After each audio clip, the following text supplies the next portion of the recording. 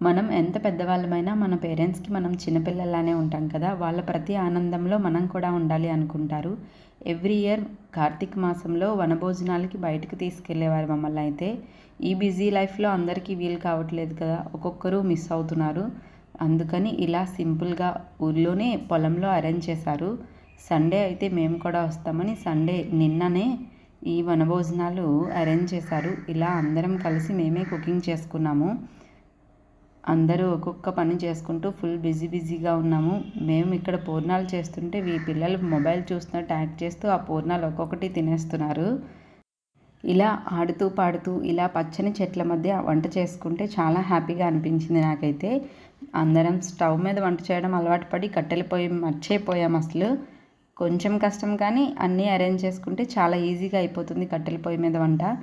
మేము మా పనుల్లో ఉంటే ఈ పిల్లలు చూడండి కాలువలో పడవలు చేసి వేశారు.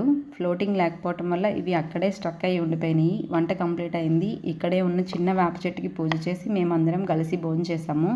ఈ బిజీ లైఫ్లో ఇలాంటి చిన్న చిన్న ఆనందాలు ఉండాలి కదా. ఇంతకీ మీరు ఈ ఇయర్ పిక్నిక్ ఎక్కడ చేసుకున్నారో కామెంట్ చేయండి.